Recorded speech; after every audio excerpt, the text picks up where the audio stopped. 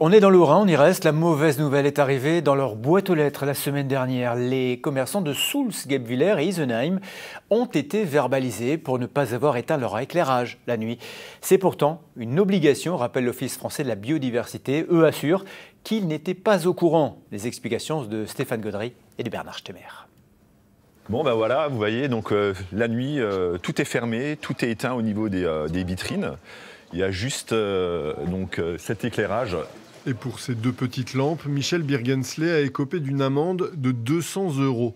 Son tort, les laisser allumer au-delà d'1 h du matin. Mais pour lui, c'est une nécessité pour protéger son magasin lorsque l'éclairage public s'éteint.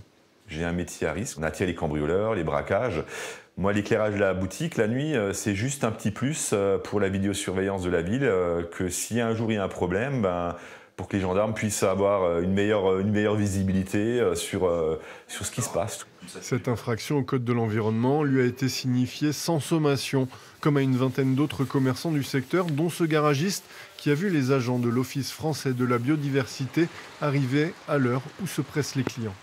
Ce qui reste en travers de la gorge, c'est leur façon de faire. Le faire à 8 h du matin lorsqu'on fait de l'accueil client pour réceptionner les véhicules devant tous mes clients, sans me prendre à l'écart, on aurait pu aller au bureau, en discuter. Pas de prévention, tout de suite une répression. Je pense que ce n'est pas des manières à agir au jour d'aujourd'hui. À Soultz, où l'on pratique déjà l'extinction de l'éclairage public depuis plusieurs années, cette initiative isolée de l'OFB a pour le moins surpris le maire qui s'en est ouvert au préfet. On aurait simplement souhaité, c'est ce que j'ai demandé à monsieur le préfet, qu'il y ait une coordination entre la préfecture, la police de l'environnement, les communes, pour pouvoir travailler ensemble et pouvoir faire de la prévention et arriver à l'objectif qui est voulu par la loi, mais sans forcément passer par la sanction et l'amende. Comme le maire de Soultz, plusieurs élus ont demandé l'annulation des procès-verbaux. Une demande restée lettre morte, comme nos demandes d'interview auprès de l'OFB.